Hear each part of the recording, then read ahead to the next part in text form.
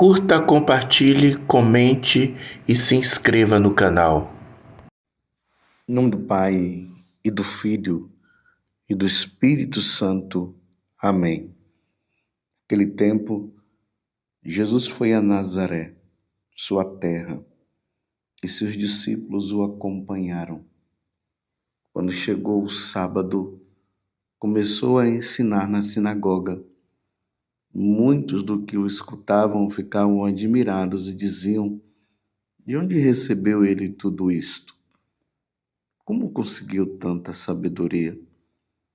E esses grandes milagres que são realizados por suas mãos?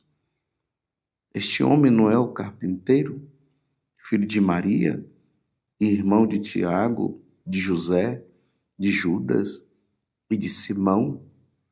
Suas irmãs não moram aqui conosco?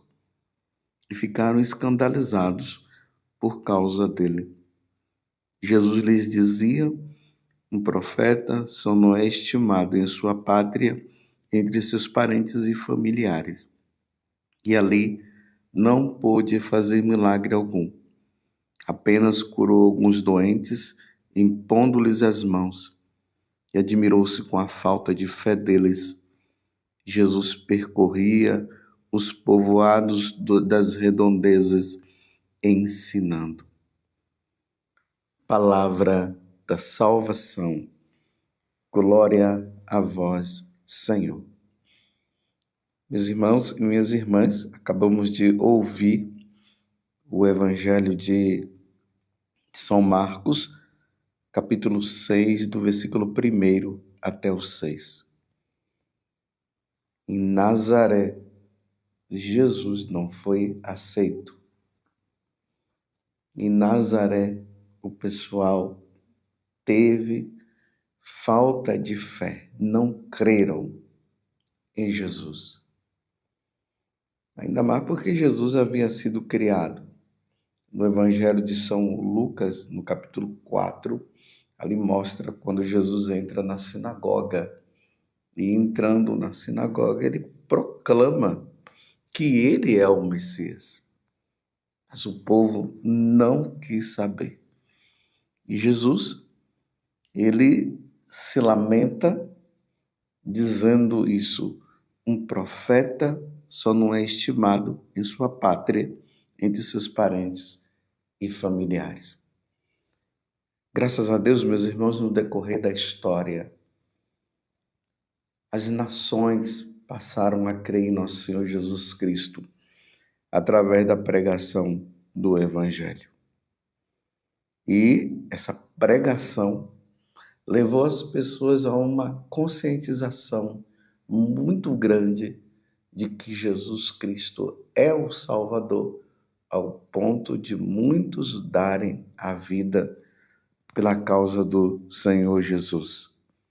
Na carta aos Hebreus, hoje, no capítulo 12, do versículo 4 até o 7º, depois do 11º até o 15, começa dizendo: irmãos, vós ainda não resististes até ao sangue na vossa luta contra o pecado, e já esquecestes as palavras de encorajamento que vos foram dirigidas como a filhos? Meu filho, não desprezes a educação do Senhor. Não desanimes quando ele te repreende, pois o Senhor corrige a quem ele ama e castiga a quem aceita como filho. Só que este segmento de Jesus levou muitas pessoas ao sofrimento, até o derramamento de sangue, como diz aqui na carta aos Hebreus, que eu acabei de falar. No ano 235, lá na Sicília, na Itália, no sul da Sicília, ali nasce uma jovem com o nome de Águeda, e é ela que nós celebramos no dia de hoje. Santa Águeda, uma jovem que se consagrou inteiramente a nosso Senhor Jesus Cristo e acabou derramando o sangue pela causa do Senhor. A história de Águida, ela se desenvolve no século III, ali na Sicília, como eu acabei de dizer. Ela, a Santa Águida, ainda adolescente, manifestou o desejo de consagrar-se a Deus. Com o rito do velatio, recebeu do seu bispo o flameum, um véu vermelho, que as virgens consagradas usavam na época. Essa história que eu estou narrando aqui para vocês, você vai encontrar no Vatican News. Então, a Águida, com base na tradição, ela era uma servidora do Senhor.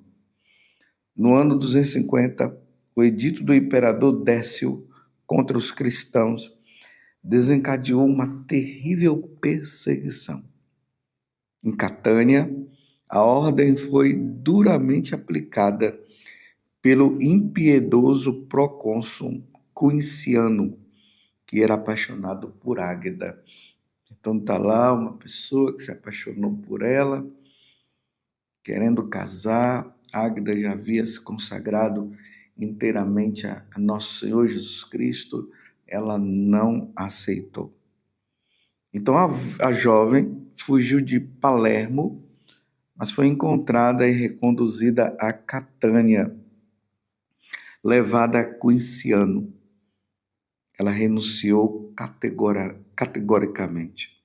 Então, o procônsul decidiu aproveitar da virgindade da jovem, confiou uma mulher da corte de maus costumes, chamada Afrodísia, para educá-la às artimanhas amorosas. Mas Ágata permaneceu firme a Cristo, tanto que foi levada novamente a Quinciano, que decidiu submetê-la a um processo. Os atos do martírio de Santa Águida descrevem o colóquio. A qual classe social você pertence? Pergunta-lhe Quinciano, e ela lhe responde: não só nasci livre, mas de uma família nobre. E Quinciano: mas se você afirma ser livre e nobre, por que vive e se veste como escrava? Porque sou serva de Cristo. Replica ela. Então Quinciano lhe pergunta: sendo realmente livre e nobre, por que quis ser escrava? Ágata lhe diz: a máxima liberdade e nobreza consiste em demonstrar de ser serva de Cristo. Quinciano retruca: se for assim, nós que desprezamos servir a Cristo e veneramos os deuses, não temos liberdade?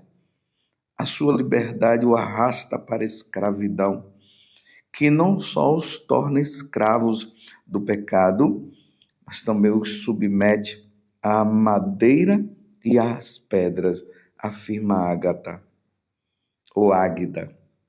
Diante de tais palavras, Quinciano exortou mais uma vez Águida a renunciar a Cristo. Ele exorta, ele pede que ela renuncie a Cristo. E para dar-lhe a possibilidade de refletir, a manda prender. No entanto, no dia seguinte, diante de uma nova rejeição, estabeleceu que a jovem fosse submetida a suplícios, irado, melhor dizendo, por vê-la enfrentar os sofrimentos com coragem. Quinciano manda torturar e arrancar seus seios, seus mamilos. Imagina, meus irmãos, que situação. Ele apela, agora ele corta os seios dela para ver se ela renuncia. Depois foi conduzida à prisão, aonde ela já estava ali cheia de sangue, derramando sangue. Mas durante a noite, São Pedro lhe apareceu e cura as suas feridas. Levada de novo diante do tribunal, Águida rejeitou mais uma vez adorar os deuses e confessou ter sido curada por Jesus Cristo.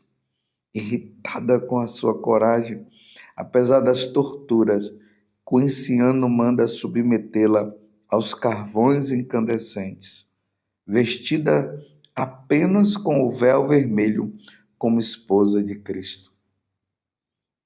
Enquanto a ordem do procônsul era executada, o lugar onde o santo corpo da Virgem era assado tremeu. Toda a cidade de Catânia também foi abalada pela veemência do terremoto. Por isso os habitantes foram às pressas até o tribunal e começaram a gritar, correndo um grande risco pelos tremendos tormentos infligidos à santa serva de Deus. Então a Ágata, ou Águida, foi tirada dos carvões ardentes, com seu véu vermelho ainda íntegro, e levada novamente para a prisão, onde abriu os braços e se dirigiu ao Senhor, dizendo: Senhor, que me criastes e me protegestes, desde a minha infância, na minha juventude me fizestes agir com coragem, que me libertastes dos prazeres mundanos, que preservastes meu corpo da contaminação, que me fizestes vencer os tormentos do algoz, dos ferros, do fogo e das correntes, que me destes entre os tormentos a virtude da paciência. Vos peço agora, acolher o meu espírito, que já é hora que eu deixe este mundo, segundo a vossa vontade, para gozar da vossa misericórdia. Ao pronunciar essas palavras, já com voz fraca, na presença de muitas pessoas, entregou seu espírito. Era no dia 5 de fevereiro de 251, ou seja, no século III. Os atos do martírio de Santa Águeda narram ainda que, após um ano, o vulcão Etna entrou em erupção, como um grande incêndio, e um rio ardente. O fogo desceu impetuoso, liquefazendo a terra e as pedras, rumo à cidade de Catânia. Então muitos se dirigiram ao túmulo de Águeda para pedir sua intercessão, para que a cidade não fosse incendiada. Seu véu foi exposto diante da lava, que milagrosamente parou de escorrer. A fama deste prodígio fez com que Santa Águeda se tornasse a padroeira de Catânia. Seu culto teve início no ano seguinte do seu martírio e se difundiu rapidamente por todos os lugares.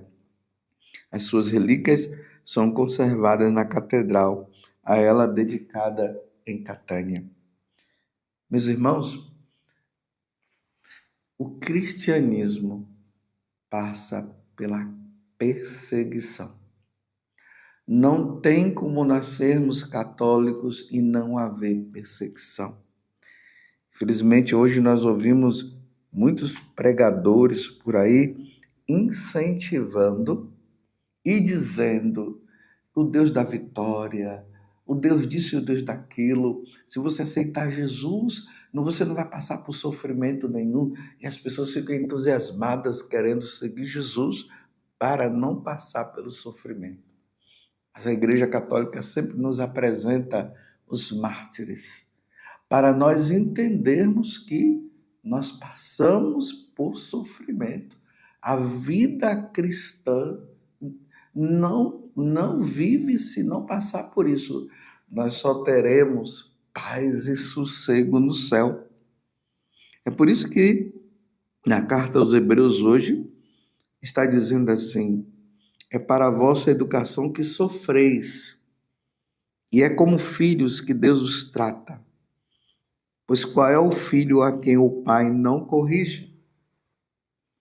No momento mesmo, nenhuma correção parece alegre, mas causa dor. Depois, porém, produz um fruto de paz e de justiça para aqueles que nela foram exercitados. Portanto, firmai as mãos cansadas e os joelhos enfraquecidos. Acertai os passos dos vossos pés, para que não se extravie o que é manco, mas antes seja curado. Aí ele diz: procurai a paz com todos e a santificação, sem a qual ninguém verá o Senhor. Cuidai para que ninguém abandone a graça de Deus, que nenhuma raiz venenosa cresça no meio de vós, tumultuando e contaminando a comunidade. Não tem como nós não passarmos pela via do sofrimento. Nós podemos sofrer sem Jesus Cristo, mas podemos sofrer com Ele. Tem muita gente aí sofrendo por Jesus Cristo e outros sem Jesus Cristo. Mas o sofrimento bate à nossa porta. Ele vem, é num câncer, é numa doença, é numa traição. Tudo isso causa sofrimento na nossa vida. Mas esses sofrimentos, ele causa em nós santificação. Santa Águeda sofreu no seu corpo, mas foi fiel a nosso Senhor Jesus Cristo até a morte. Que Deus nos conceda a graça da fidelidade. Embora em Nazaré as pessoas não acreditaram e ali rejeitaram nosso Senhor Jesus Cristo, que também é um tipo de sofrimento. Quando Jesus fala que um profeta não é aceito na sua própria terra, foi um sofrimento para ele de ver que o povo de Nazaré o rejeitou. Mas como eu disse, no decorrer da história da igreja, muitos, diante de tantos sofrimentos vividos, foram fiéis a nosso Senhor Jesus Cristo. Que Santa Águeda nos ajude com o seu martírio a sermos fiéis ao Senhor. Que o sangue dos mártires nos conceda cada vez mais fidelidade ao Senhor. Louvado seja nosso Senhor Jesus Cristo, para sempre seja louvado, e a sua mãe Maria Santíssima, e desça sobre você a bênção de Deus Todo-Poderoso, Pai, Filho e Espírito Santo. Amém.